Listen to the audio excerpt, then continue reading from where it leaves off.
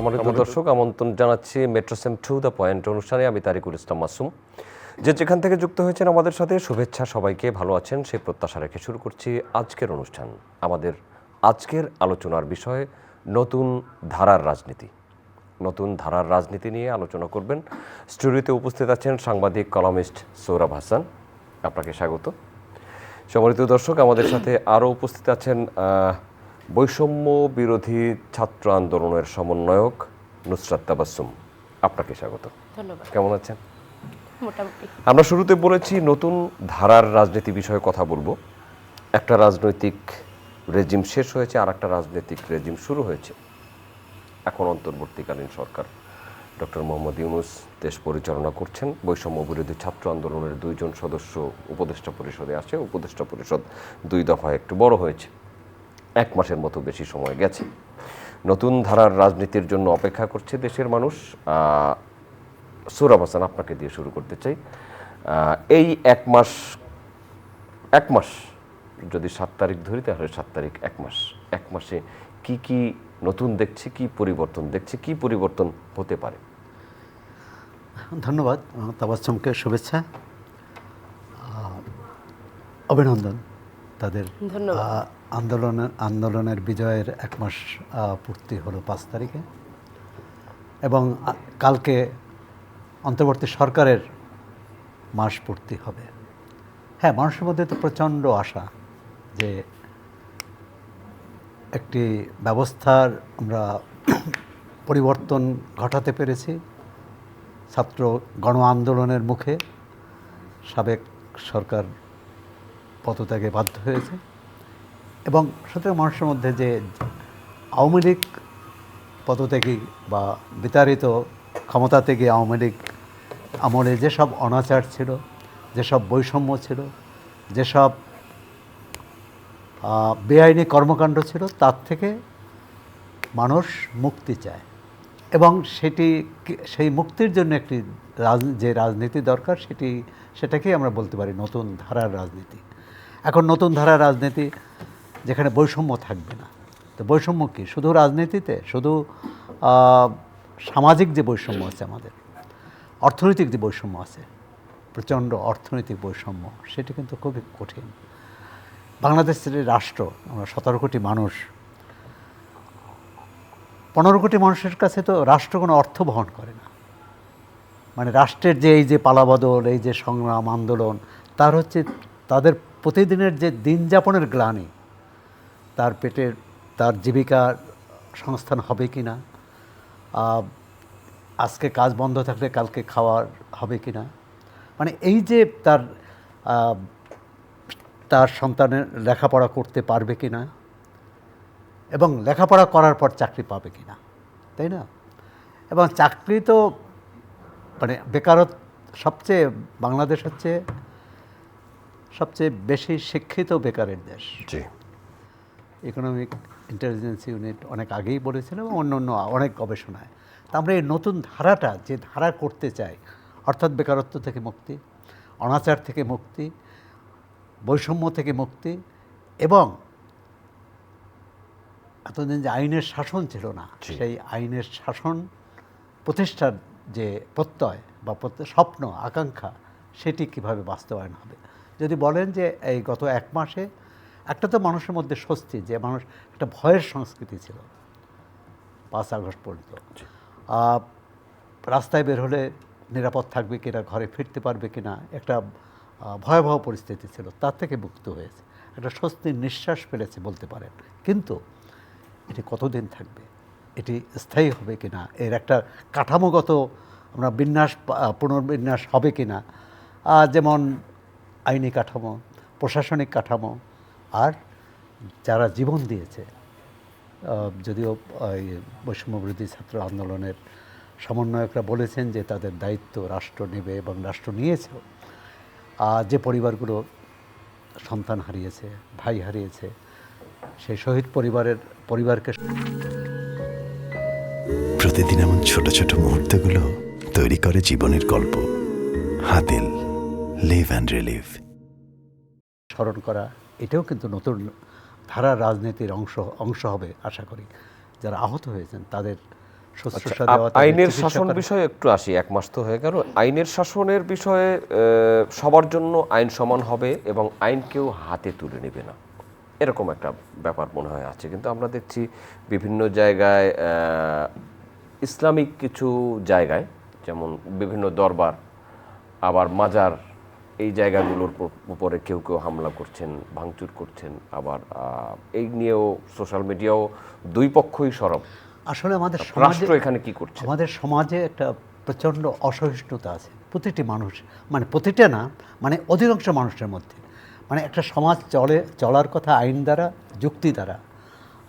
সেই যুক্তি যখন হারিয়ে যায় তখনই কিন্তু কী বলে, আইন নিজের হাতে তুলে নেয়, আক্রমণ করে। এই যে কেউ মাজারের বিশ্বাস করতেও পারে, কেউ নাও করতে পারে। এই যে সহিষ্ণুতা, যে আমি সেটি মেনে নেব, আমি যাব না, আমি যেটি পছন্দ করি না আমি যাব না। ধর্মের ক্ষেত্রে, অন্য ধর্মের মানুষের ক্ষেত্রেও তাই, যে একজন মানুষ যদি ফেসবুকে কোনো আপত্তিকর মন্তব্য দেয়, হ্যাঁ, তার নিন্দা করব, প্রতিবাদ করব, কিন্তু তার উপর তাকে আক্রমণ করতে পারি না, করা উচিত নয়। কারণ আমরা যে এখানে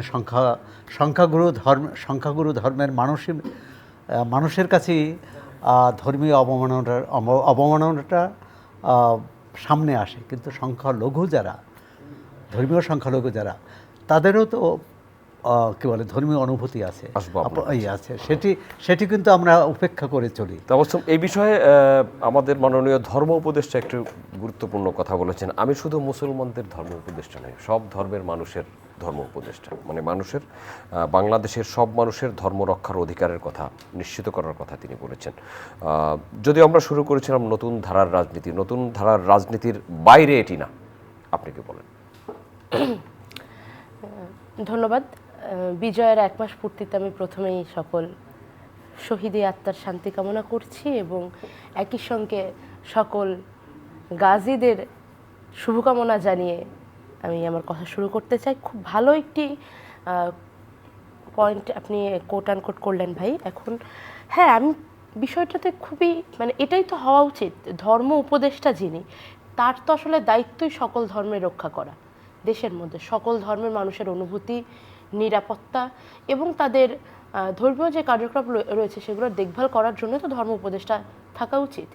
কিন্তু সমস্যাটা যেটা, ধর্মীয় জায়গাতে আক্রমণ কিংবা ধর্ম অবমাননার নামে মব তৈরি হয়ে যাওয়া, এই সবগুলোই আসলে গত 16 বছরের ট্রমা থেকে তৈরি হওয়া। গত 16 বছরে আইনের ওপরে মানুষের যে কোনো আস্থা ছিল না।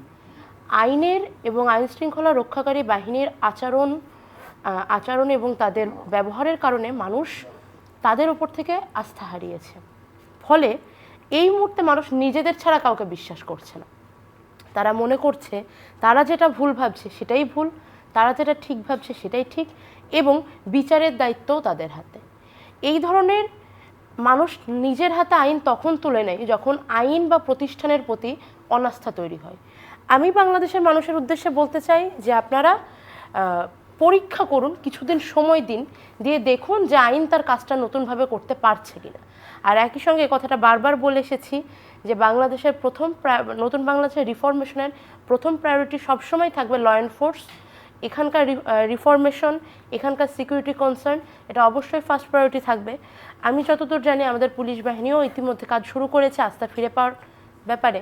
কিন্তু হ্যাঁ, সময় লাগবে, সেই সময়টা দেশের মানুষকে দিতে হবে। আইন নিজের হাতে তুলে নেওয়া যেমন কখনোই সমাধান না, ঠিক তেমনি এটা একটি দুঃস্বপ্নের থেকে তৈরি হওয়া অনাস্থারও বহিঃপ্রকাশ। পরমত সহিষ্ণুতা একটা বড় ব্যাপার। পরমত সহিষ্ণুতা এই মুহূর্তে সবচেয়ে বড় অস্ত্র, যেটা দিয়ে দেশের মানুষ এক হয়ে থাকতে পারবে। একতা তৈরি হয় তখন যখন মানুষের মধ্যে সহনশীলতা থাকে। এটা এই মুহূর্তে তৈরি হওয়া খুব প্রয়োজন। দেখুন, মাজার বা অন্য অন্য জায়গায় এটার ধর্ম বিশ্বাসের বাইরেও, ধর্ম শব্দটা যদি সরিয়েও দিই, এটা বিশ্বাসের জায়গা। কারোর বিশ্বাসের অবমাননা করার অধিকার কারোর থাকে না। একই সঙ্গে যারা এই কাজটা করছে তাদেরও বিশ্বাস কোথাও না কোথাও আহত হয়েছে বিধায় তারা করছে। এর জন্য অবশ্যই সুষ্ঠু কোনো সমাধান আলোচনার মাধ্যমে বের হওয়া সম্ভব। কোনো ভাঙচুর করা, অগ্নিসন্ত্রাস, নতুন বাংলাদেশে আমরা এই ধরনের কার্যকলাপ সাধারণ মানুষের কাছ থেকে আশা করি না। সাধারণ মানুষের কাছ থেকে পর্যাপ্ত সহনশীলতা এবং ধৈর্য পাওয়া গেলে তবেই আমাদের কর্তৃপক্ষ কাজগুলো করতে পারবে সুষ্ঠুভাবে, এটা মনে করছি। সাধারণ মানুষ কি এই কাজগুলো করছে? সরি, সাধারণ মানুষ কি এই কাজগুলো করছে? আচ্ছা, সাধারণ আপনি মানুষ সাধারণ মানুষকে কাছে চেয়েছেন, এই কাজগুলো কি সাধারণ মানুষ করেছে? আচ্ছা, এই কাজগুলো সাধারণ মানুষ করেছে কি করেনি সেটা তদন্ত কমিটির যাচাই বাছাইয়ের কাজ। আমিও একজন সাধারণ মানুষ হিসেবে বলতে পারি না যে এই কাজটা সাধারণ মানুষের মধ্যে থেকে বের হয়ে কিছু অসাধারণ মানুষ করেছে। ওই যে বললাম, আইন শৃঙ্খলা রক্ষাকারী বাহিনীর অতি দ্রুত তাদের রিফরমেশন শেষ করে মাঠে পূর্ণ শক্তিতে নেমে আসা উচিত। কিন্তু মানুষের যদি ক্রমাগত অসহিষ্ণুতা প্রকাশ পেতে থাকে তাহলে তাদের জন্য কাজটা খুব কঠিন হয়ে যাবে। অতি দ্রুত তারা যদি রিফর্ম হতে পারে তাহলে এই সমস্ত মিসক্রিয়েন্টের তদন্ত কমিটি গঠন করা সম্ভব। কাজগুলো কারা করছে, কারা মদতদাতা, কারা উস্কানি দিচ্ছে, কারা স্পন্সর করছে এবং কারা সাধারণ মানুষকে কাজে লাগাতে চায়, আদৌ যদি এরকম কোনো কারা যাদেরকে বলছে এই গ্রুপ থেকে থাকে, সেটাও তো তদন্তের মাধ্যমেই উঠে আসবে। তদন্ত কারা করবে? আমিও কারায় গেলাম। অবশ্যই আইন শৃঙ্খলা রক্ষাকারী বাহিনী, যাদের এখতিয়ার রয়েছে। আপনার আমার এখতিয়ার নেই এই কাজটা করার, সাধারণ মানুষের এখতিয়ার নেই এই কাজটা করার। এবং যারা এখতিয়ার ভুক্ত তারা যত দ্রুত কাজে ফিরতে পারবে তত দ্রুত কাজগুলো হবে। তাদের কাজে ফেরার জন্য তাদের সেই সুযোগটা প্রয়োজন। আচ্ছা, আমরা সরকারের কাছে দাবি করব যেন যে কোনো জায়গায় যে কোনো ধরনের এ ধরনের অভিযোগ হয় দ্রুত তারা এই বিষয়ে ব্যবস্থা নেয় এবং হ্যাঁ, তদন্ত অবশ্যই করে। এটাই তো হওয়া উচিত। সরকারের কাছে সাধারণ মানুষের দাবি তো এটাই হবে। আইনের কাছে আমাদের চাহিদা তো এটাই যে আইন আমাদের সমস্যাগুলো সমাধান করুক। আইন নিজের হাতে তুলে নেওয়াটা কোনো সমাধান না। সৌরভ হাসান, আইন নিজের হাতে তুলে আর আরেকটা জিনিস, এই মুহূর্তে এই সরকার আসার পর থেকে মানুষ মন খুলে কথা বলছেন সোশ্যাল মিডিয়ায়। সোশ্যাল মিডিয়ায় অনেক ধরনের কথাবার্তা চলছে, যার মধ্যে কোনোটা সত্য, কোনোটা তার নিজস্ব বিশ্বাস থেকে, কোনোটা অসত্য অথবা কোনোটা প্রোপাগান্ডা। এই মুহূর্তে আমরা যেটা দেখছি যে বাংলাদেশ এবং ভারতের মধ্যে এক ধরনের উত্তেজনাকর পরিস্থিতি তৈরির মতো কিছু ফেসবুক স্ট্যাটাস, মানে সীমান্তে হত্যা বন্ধ, সীমান্তে হত্যা হচ্ছে, আবার আমাদের স্বরাষ্ট্র উপদেষ্টা বলছেন সতর্ক থাকতে বিজিবিকে। এই ভারত এবং বাংলাদেশের মধ্যে সম্পর্কের একটা টানাপোড়েনের বিষয় আমরা সোশ্যাল মিডিয়ায় দেখছি। যে কোনো পালাবদল হলে টানাপোড়েন থাকতে পারে, কিন্তু সেটাও কিন্তু আলোচনার মধ্য দিয়েই সমাধান করতে হবে। প্রধান উপদেষ্টা ডক্টর মোহাম্মদ ইউনূস তিনি কিন্তু বলেছেন যে তিস্তা পানি বন্টনের কথা বলেছেন, আলোচনার মাধ্যমে সমাধান হতে হবে। সীমান্তে হত্যার কথা বলেছেন যে এটি নিষ্ঠুরতা। এটি দীর্ঘদিন ধরেই কিন্তু এই সীমান্তে হত্যার বিষয়টি আলোচনা আসছে। ফানানি মৃত্যুর পরে দীর্ঘদিন এটা নিয়ে মামলা হয়েছে, কিন্তু যদিও বিচার পায়নি ভারতীয় আদালতে, সেখানে রিটও করা, এই পরবর্তীতে আপিলও করা হয়েছে। আর এরপরে এই আমরা ত্রিপুরা সীমান্তে দেখলাম আরেকটি মেয়ে সীমান্তে গুলিতে মারা গেল। যে কোনো জীবন যে এভাবে জীবনের অবসান বা এভাবে নিষ্ঠুরতার শিকার হওয়া, মানে সীমান্তে যদি হয়েও থাকে যে একজন বৈধ কী বলে মানে অনুমতি নিয়ে অন্য দেশে অনুমতি ছাড়া প্রবেশ করে থাকে, তার তো আছে, তাকে আটক করতে পারে, তার বিরুদ্ধে আইনি ব্যবস্থা নিতে পারে, কিন্তু গুলি করে হত্যা কেন? আর আমাদের এই বাংলাদেশ ভারতের সীমান্তগুলো এমন, যেমন কোনো বাড়ির উঠোন একদিকে এবং বাড়ির ঘর অন্য প্রান্তে। আর সুতরাং এই যে চলাচল, এটা কিন্তু বহু বছর ছিল। এমনকি দেশ বিভাগের পর, মানে 47-এর পর অনেক বছর পাসপোর্ট ভিসাও ছিল না, মানে তারা অবাধে যাতায়াত করেছে। 50-এর পরে পাসপোর্ট ভিসার বিষয়টি আসে এবং কড়াকড়ি যেটি হয় সেটা কিন্তু 65-র যুদ্ধের পর। তার আগ পর্যন্ত এই বাংলাদেশের মানুষ, মানে তৎকালীন পূর্ব পাকিস্তান, অবাধে ভারতে যেতে পারতো, ভারতের মানুষ অবাধে আসতে পারত। তাই জনগণের মধ্যে চলাচল, জনগণের মধ্যে সম্পর্কটা যত দৃঢ় হবে, তখন কিন্তু এই অবিশ্বাসগুলো চলে যাবে, এই সন্দেহগুলো চলে যাবে। এখন যেটি বিষয় হলো যে সীমান্তে কেন এটা হয়। সীমান্তে আমরা তো দেখি প্রায় অন্তত 6 মাস পর পর হয়, বাংলাদেশে ঢাকায় বৈঠক হয়, না দিল্লিতে বৈঠক হয়, এবং সেখানে আলোচনা হয় যে কী বলে সীমান্ত হত্যা শূন্য হত্যা শূন্যতায় নিয়ে নিয়ে আসবে, আসতে হবে। কেন আনা যায় না? এবং এটা ভারতের জন্য তো খুব সম্মানজনক না যে যে প্রতিবেশী দেশের কোনো নাগরিক তাদের নিরাপত্তা রক্ষীর হাতে নিহত হওয়া, এটি তাদের জন্যও নয়। জি, এবং যেটি স্বরাষ্ট্র উপদেষ্টা বলেছেন যথার্থই, যে আমরা ফেরানের মতো এই ঘটনা আর দেখতে চাই না, অবশ্যই চাই না। এবং এর একটা যে কোনো সমস্যাতে আলোচনা করে হবে। জি। আর যখন এই সন্দেহ অবিশ্বাস থাকবে, তখন তো দ্বিপক্ষীয় সমস্যাগুলোর সমাধান হবে না। আমাদের পানির সমস্যা আছে, অন্যান্য বাণিজ্যিক সম্পর্ক আছে, অর্থনৈতিক সম্পর্ক আছে। এখন একটা পালাবদলে যদি ভারতের পক্ষ থেকেও কোনো আস্থার ঘাটতি থাকে, সেটি ঢাকার সাথে আলোচনা করতে হবে, বাংলাদেশ সরকারের সাথে আলোচনা করতে হবে, যেটি প্রধান উপদেষ্টা যে গুরুত্ব দিয়েছেন। প্রতিবেশীকে কিন্তু আমরা কেউ কী বলে উপেক্ষা করতে পারবো, বাদ দিতে পারবো না। প্রতিবেশীর সঙ্গে থাকতেই হবে, সেটি ভারতকেও থাকতে হবে। ভারত এখানে বাংলাদেশের ভূখণ্ডটা আরেক জায়গায় নিতে পারবে না, বা আমরাও ভারতের ভূখণ্ডটা অন্য জায়গায় নিতে পারবো না। সুতরাং এক্ষেত্রে আমি মনে করি, আর ভারত যেহেতু বড় দেশ, অর্থনৈতিকভাবে বড়, আয়তনের দিক থেকে বড়, তাদের মনটাও একটু বড় হওয়া উচিত। ধন্যবাদ নুসরাত। তাদের মনটা বড় হওয়া উচিত। না, আমি খুব স্পষ্টভাবেই দ্বিমত পোষণ করতে চাই কিছু কিছু বিষয়ে। জি প্লিজ। পানির সমস্যা থেকে শুরু করে দ্বিপাক্ষীয় যে কোনো সমস্যার সমাধান হয়তো অপেক্ষা করতে পারে, কিন্তু বিচার অপেক্ষা করতে পারে না। না, বিচার অপেক্ষার কথা আমি বলছি না। আমি আমাকে তো আমি যেটা বলতে চাই, এই যে প্রতিবেশী সুলভ আচরণের যে কথাটা বাংলাদেশের বুকে দাঁড়িয়ে আজকে বলা হচ্ছে, ভারত বড় দেশ, তাদের মনটাও বড় হওয়া উচিত। ঢাকা এবং দিল্লিতে যে আলোচনাগুলো হচ্ছে, সেই আলোচনাগুলো কার্যক্ষেত্রে তাদের বাস্তবায়ন হওয়া উচিত। দুই দেশের জনগণের মধ্যে যাতায়াতের বৃদ্ধি পেলে জনগণের মধ্যে আস্থার জায়গা তৈরি হবে। আমি জানি না ভাই আপনি ফেসবুক কমেন্ট চেক করেন কিনা, যদি চেক করে থাকতেন তাহলে বা আরেকটু যদি করেন, তাহলে আমার বিশ্বাস আপনার এই ধারণাটা পাল্টে যাবে। কারণ যাতায়াতের মাধ্যমে যদি জনগণের একে অপরের প্রতি আস্থা বাড়তো, তাহলে বর্ডার পার হওয়া লাগবে কেন? বাংলাদেশের প্রত্যেকটা মানুষের সাথে কি প্রত্যেকটা মানুষের আস্থার সম্পর্ক রয়েছে এক দেশের মধ্যে থেকেও? নেই। এক দেশের মধ্যে থেকেও কি দুই রাজনৈতিক দলের একে অপরের প্রতি আস্থার সম্পর্ক রয়েছে? নেই। আমরা বাংলাদেশ থেকে যদি প্রতিবেশীমূলক আচরণ বজায় রাখি, আমি না করছি না, কিন্তু প্রতিবেশীমূলক আচরণের জন্য দুই দেশের সমান, তা তো অবশ্যই সমান অংশীদারিত্ব থাকতে হবে, সমান মনোভাব থাকতে হবে। প্রতিবেশী আরেকজন আপনাকে ভাবছে কলোনি, সেক্ষেত্রে একতরফা হাত বাড়িয়ে রাখলে হাতটাই শুধু ব্যথা হয়ে যাবে, সামনের দিক থেকে কেউ হাত আমাকে তো ধরবে না। দুই পক্ষের হাত বাড়ানোর কথা বলছি। আপনি বাংলাদেশে বসে কিভাবে, মানে আপনার দেওয়া সলিউশনটা কি? আমরা কি করতে পারি, আমাদের সরকার কি করতে পারে যার ফলে আমাদের ভারত সরকার না, তাদের আমাদেরকে, সরকার করবে, তাদের সরকার যেখানে ঠিক আছে, সমস্যা তৈরি তাদের করেছে সরকারকে যারা, আমরা কিভাবে রাজি করাতে পারি তাদের নাকুচু দৃষ্টিভঙ্গি সরিয়ে সমতায় এনে দেখানোর জন্য? আমরা কি ভারতে গিয়ে আন্দোলন করতে পারবো? না, আমরা আমাদের দেশে আন্দোলন করব। এক্স্যাক্টলি, আমাদের দেশে আমরা আন্দোলন তো করব, সরকার আমাদের জিজ্ঞেস করবে কেন আন্দোলন করছেন, দাবিটা কি।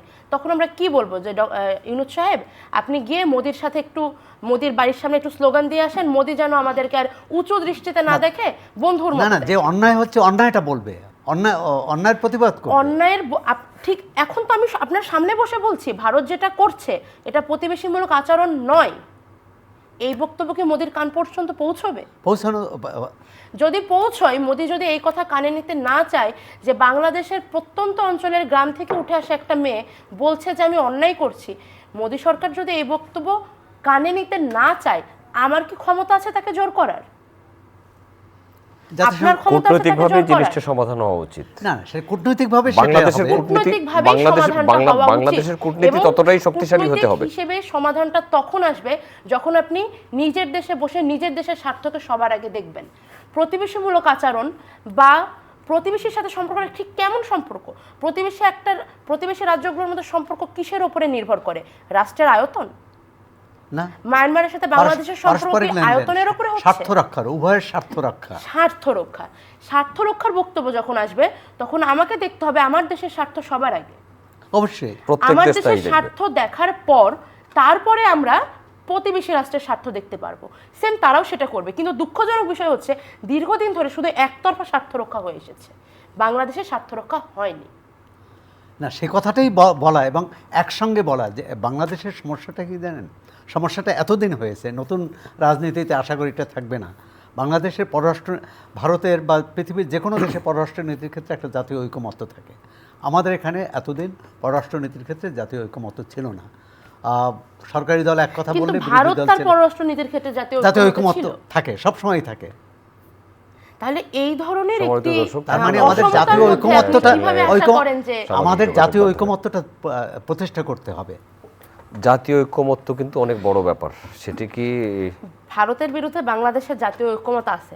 আপনি ইলেকশন বাদ দেন, এই ইলেকশন দেন যে ভারতের সাথে আমাদের পররাষ্ট্র নীতি ইলেকশন আমি কিভাবে দেব? না আমি বলি শোনেন, বন্ধু সুলভ হবে নাকি আমরা বেশি ডিপ্লোম্যাটিক হবে, মানে ভাই ভাইয়ের সম্পর্ক হবে নাকি লেনদেনের সম্পর্ক হবে? আপনি এই মর্মে ভোট দেন, 100% ভোট কোন দিকে যায় আপনি দেখে নেন। ভোট দিতে হবে তো নির্বাচন কমিশনকে, নির্বাচন কমিশন এই মুহূর্তে নাই, হয়তো তার মানে এই মুহূর্তে এই ভোট হচ্ছে না। হ্যাঁ, যদি নির্বাচনের কথাই বলতে হয় তাহলে শুরু হয়ে গেছে? আমাদের শুরু হয়েছে? অনুষ্ঠান তো চলছে। আচ্ছা আচ্ছা। যদি নির্বাচন করতে হয় তাহলে তো নির্বাচন কমিশন পুনর্গঠন করতে হবে, বাংলাদেশে একটা নির্বাচন হবে। প্রধান উপদেষ্টা তার বক্তব্যে বলেছেন একটা প্রয়োজনীয় সময় পর্যন্ত তারা বাংলাদেশের এই দায়িত্ব পালন করবেন এবং নির্বাচন দিয়ে একটা রাজনৈতিক সরকারের কাছে ক্ষমতা দিয়ে চলে যাবেন। তো ছাত্র সমাজ, বৈষম্য বিরোধী ছাত্র আন্দোলন সহ ছাত্র সমাজ যে আকাঙ্ক্ষা মানুষের কাছে তুলে ধরেছে, তারা একটা পরিবর্তন চায় দেশের। সেই পরিবর্তনের জন্য অবশ্যই একটা রাজনৈতিক সরকারকে দায়িত্ব নিতে হবে। বৈষম্য বিরোধী ছাত্র আন্দোলনের আপনি সমন্বয়ক, আপনার কাছে আমার ছোট্ট করে জিজ্ঞাসা, নেক্সট যে ইলেকশন আসবে সেটা যখনই হোক, সেই নির্বাচনের জন্য আপনাদের প্রস্তুতি কি? নির্বাচনের জন্য প্রস্তুতির কথা আসলে তো রাজনৈতিক দল তৈরি অবশ্যই, হচ্ছে কিনা সেই অবশ্যই। প্রশ্ন, আমি সেই তার প্রশ্নও জন্য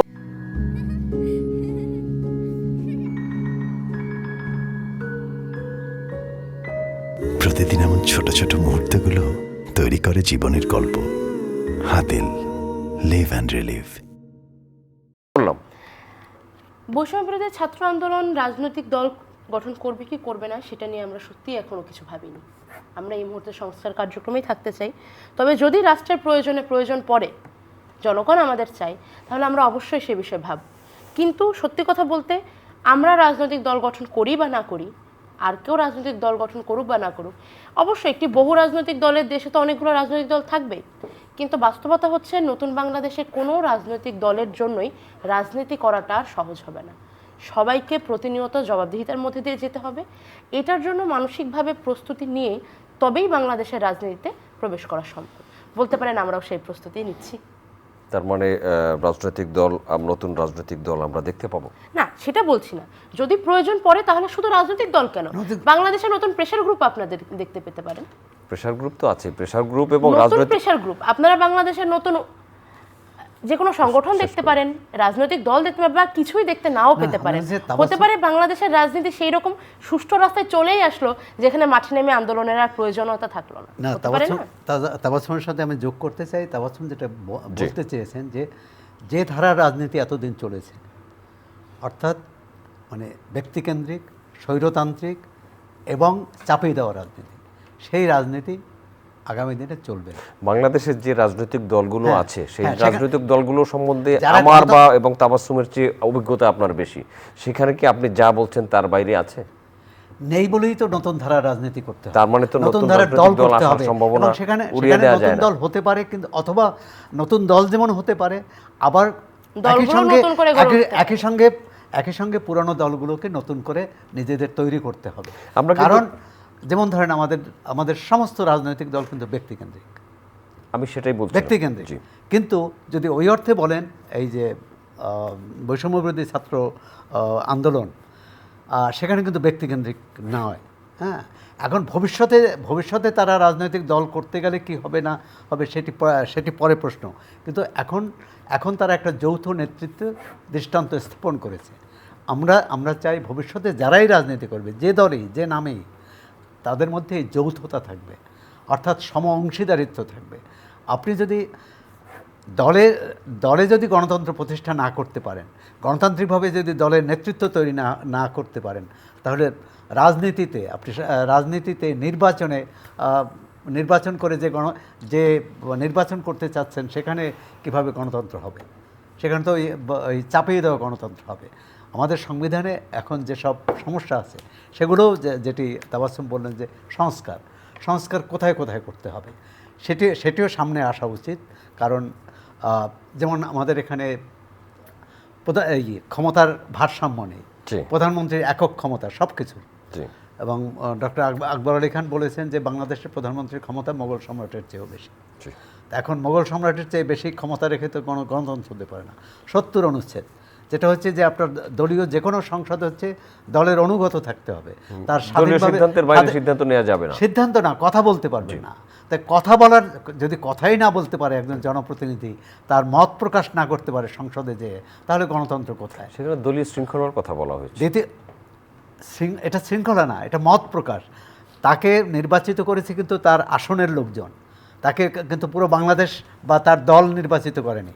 তার আসনের লোকজন যদি মনে করে যে এই ব্যাপারে আমার প্রতিনিধি এই দলের বিপক্ষে ভোট দিবেন, কারণ দল যে সেই গণতান্ত্রিক চর্চাটা থাকা উচিত, গণতান্ত্রিক চর্চা থাকবে। দল যে সিদ্ধান্ত নিতে যাচ্ছে সেটি আমার জনগণের জন্য সেটি অকল্যাণকর হবে, তিনি বিপক্ষে কথা বলবেন। তাই অনেক ক্ষেত্রে আরেকটি হচ্ছে যে এটি বাংলাদেশে 70 অনুচ্ছেদ কি পরিবর্তন হচ্ছে না। 70 অনুচ্ছেদ নিয়ে 72 সাল থেকে এটি আলোচনায় আসছে। 70 অনুচ্ছেদ যদি পরিবর্তন করতে হয় তাহলেই তো সংসদ দরকার। না, ফরমান জারি করেও হতে পারে, মানে যে কোনো সংশোধন করে পরবর্তী সংসদে এটি অনুমোদন করবে। এ কারণেই, কারণ এখন এই যে অন্তর্বর্তী সরকার যেসব সিদ্ধান্ত নিচ্ছে এগুলো কিন্তু পরবর্তী যখন সংসদ হবে তখন তাকে অনুমোদন নিতে হবে। যেমন এর আগে সামরিক শাসকরা যেসব সিদ্ধান্ত নিয়েছে, যেসব সংস্কার করেছে সেগুলো করতে হয়েছে। এখন সেটি কিভাবে করবে? অথবা আরেকটি আছে যে 2007-8 সালে যেটা নিয়েছে সংসদের আদালতের মাধ্যমে, আদালতে পরামর্শ চেয়েছে, আদালত বলছে 90 দিনের মধ্যে নির্বাচন না করেও পারবে, কারণ এটা হচ্ছে মানে বাধ্যবাধকতা, যে পরিস্থিতি এটি অনুমোদন করে না। তো সুতরাং অনেক কিছু। আর তার চেয়েও বড় হচ্ছে জাতীয় ঐকমত্য হতে হবে, জাতীয় ঐকমত্য প্রতিষ্ঠা হতে হবে সব ক্ষেত্রে। সব অংশীদারকে রাষ্ট্রের যে কোনো বিষয়ে কথা বলতে পারবে, যে কোনো বিষয়ে তার মত জানাতে পারবে, নাও বলতে পারবে, হাও বলতে পারবে। কিন্তু আমরা যদি যে কোনো এক পক্ষের মুখ বন্ধ করতে চাই তাহলে আর নতুন রাজনীতি হবে না, নতুন বাংলাদেশ হবে না। আমরা শেষ দিকে চলে এসেছি, আবারও রাজনীতিতেই থাকতে চাই, নতুন ধারার রাজনীতি। সোহরাব হাসান অনেকগুলো কথা বললেন যে পরিবর্তন আসতে শুরু করেছে, আরও অনেক পরিবর্তন দরকার। কিন্তু রাজনীতি ছাড়া, রাজনৈতিক শক্তি ছাড়া, রাজনৈতিক সরকার ছাড়া পরিবর্তনকে টিকিয়ে রাখা মুশকিল। আপনারা কি করবেন? আমি একমত। আপনাদের প্রতি মানুষ অনেক ভালোবাসা দিয়ে আপনাদের দিকে তাকিয়ে আছে, আপনারা কি করবেন? যত দ্রুত সম্ভব দেশের সংস্কার কার্যক্রমগুলো শেষ করে দেশকে নির্বাচনের উপযুক্ত করে নির্বাচন, এটাই কি সমাধান নয়? হ্যাঁ, কিন্তু আপনি কি মনে করেন যে বাংলাদেশের এখন যে অবস্থা, বাংলাদেশ একটা নির্বাচনী সময় নিতে পারবে? নির্বাচনের প্রস্তুতিকাল, নির্বাচন পরবর্তী, এটা বাংলাদেশের সহ্য করা সক্ষমতা আছে? আমার চেয়ে আপনি ভালো বুঝবেন, কারণ আপনি যেই আন্দোলনের মধ্য দিয়ে এসেছেন। এই সক্ষমতাটা আসার জন্য মানুষের আস্থা ফেরত আনা খুব জরুরি। আস্থা ফেরাতে বৈষম্য বিরোধী ছাত্র আন্দোলন বা বৈষম্য বিরোধী ছাত্র আন্দোলনের সাথে যারা জড়িত ছিল বা তাদের আশীর্বাদে যারা ক্ষমতায় এসেছে তারা কি করছে? কার্যক্রম যা দেখতে পাচ্ছেন তাই না। সেক্ষেত্রে আপনারা কি সন্তুষ্ট কিনা তাদের কার্যক্রম? দেখুন, আমরা সন্তুষ্ট হতেই চাই না, কারণ সন্তুষ্ট হয়ে গেলে হাত গুটিয়ে বসে পড়তে হবে। সন্তুষ্টি তো আপনার সন্তুষ্টি না, সন্তুষ্টি দেশের মানুষের। আপনি সন্তুষ্ট হবেন দেশের মানুষের জন্য, যেহেতু আপনারা দেশের মানুষের জন্য কাজ করেছেন। আমি মনে করছি ধীরে ধীরে পরিবর্তন যেগুলো আসছে সেগুলো যথেষ্ট ভালো। যেমন এই আন্দোলনের পর প্রথম যে একটা জরুরি কাজ দরকার ছিল সেটা হচ্ছে স্মৃতি সংরক্ষণ।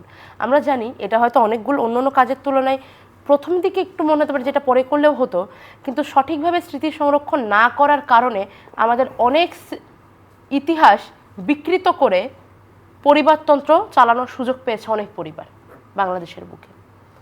সে কাজটা হয়েছে। পুলিশ, আমি যত দেখতে পাচ্ছি আমাদের পুলিশ বাহিনীর মধ্যে যথেষ্ট সংস্কার কার্যক্রম শুরু হয়ে গিয়েছে, চলছে। যৌথ বাহিনীর কল্যাণে দেশের অবস্থা বেশ ঠান্ডার দিকে চলে আসছে, কিন্তু ষড়যন্ত্র বলি বা মানুষের মধ্যে অস্থিরতাই বলি, এগুলো তো প্রতিদিনকার ঘটনা হয়ে গেছে এখন প্রায়। এগুলোও কিন্তু যথেষ্ট বুদ্ধিমত্তার সাথে এবং খুব সাবধানতার সাথে এগুলোও কিন্তু ধীরে ধীরে সামাল দেওয়া হচ্ছে। আপনি আজ থেকে 15 দিন আগের পরিস্থিতি, দেশের পরিস্থিতি দেখেন এখনকার। এই নতুন সরকার চেয়ারে বসা যাদের তখনও 15-20 দিন পূরণ হয়নি, তারা এত বড় একটা বন্যা সামাল দিতে সাহায্য করলো। বন্যা পরবর্তী সময়ে তারা কিন্তু অনেকগুলো, যে ভারতের ক্ষেত্রে প্রধান উপদেষ্টার যে বক্তব্য খুবই স্ট্রং, আমি ব্যক্তিগতভাবে খুশি হয়েছে ওনার বক্তব্যে। তাছাড়া বিভিন্ন যে নীতিগুলো নেওয়া হচ্ছে, আমি মনে করি কাজ শুরু হচ্ছে, শেষ হতে সময় লাগবে, কিন্তু কাজ শুরু হচ্ছে, এটা আশার আলো দেখায়। ধন্যবাদ তাবাসসুম, সোহরাব হাসান, আপনাকে অসংখ্য ধন্যবাদ। এতক্ষণ আমরা অনেক জ্ঞানগর্ভ আলোচনা শুনলাম। সম্মানিত দর্শক, এতক্ষণ আমাদের সাথে ছিলেন, অসংখ্য ধন্যবাদ। আগামী অনুষ্ঠান দেখার আমন্ত্রণ রইল। দেখা হতে পারে আগামী অনুষ্ঠানে। ভালো থাকবেন সবাই। আপনাদের সবার জন্য অনেক অনেক শুভকামনা।